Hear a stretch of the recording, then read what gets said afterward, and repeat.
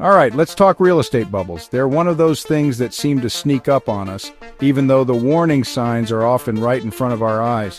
Whether you're a first-time home buyer, a seasoned investor, or just someone who's curious about the market, understanding bubbles is crucial. You know, those wild times when it seems like everyone and their grandma's buying up houses, prices are rocketing, and people start thinking, hey, real estate only goes up, right? Open houses are packed, bidding wars break out over even the most modest homes, and it feels like the only way is up. Well, history tells a different story. The truth is, markets move in cycles, and what goes up can and often does come down. We've seen it before and will likely see it again. So, how can you spot when a bubble's about to burst? It's not always obvious, but there are some classic warning signs you can watch for if you know where to look. First, look for rapid price increases, way faster than usual income growth. If home prices are shooting up year after year, far outpacing what people are actually earning, that's a sign things might be getting overheated. If home values are skyrocketing but wages aren't keeping up, that's a big red flag. It means fewer people can actually afford to buy, and the market is being driven by something other than real demand. Think back to the mid-2000s in the US, prices shot up year after year, but people's paychecks weren't exactly doubling. The gap between what homes cost and what people earn just kept getting wider until the whole thing snapped. Second, check out mortgage lending. When banks start relaxing their standards and making it easier for just about anyone to get a loan, it's time to pay attention. When banks start handing out loans to just about anyone, even those who can't really afford it, that's trouble. Easy credit can fuel a buying frenzy, but it also sets the stage for a painful correction. In the lead-up to the 2008 crash, no-doc loans were everywhere. People didn't even need to prove their income. It was almost too easy to get a mortgage, and that led to a lot of risky bets. So, if you see risky lending practices ramping up, it's time to be cautious. Third, watch for speculation. When people start treating homes like lottery tickets, hoping to cash in quick, that's a classic bubble sign.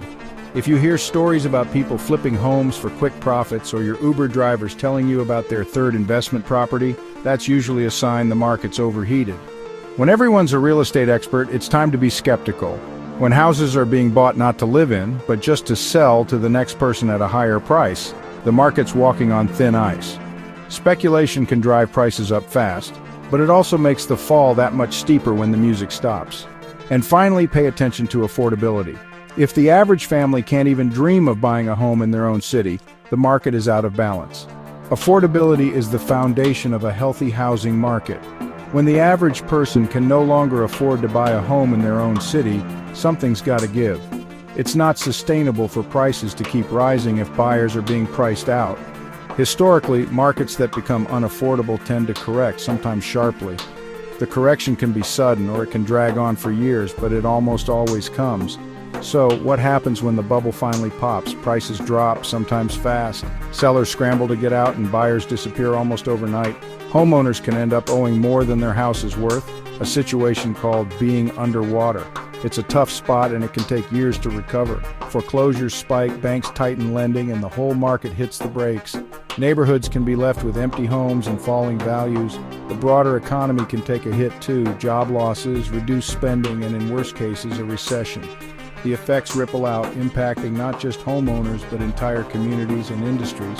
But here's the thing, not every price dip means disaster.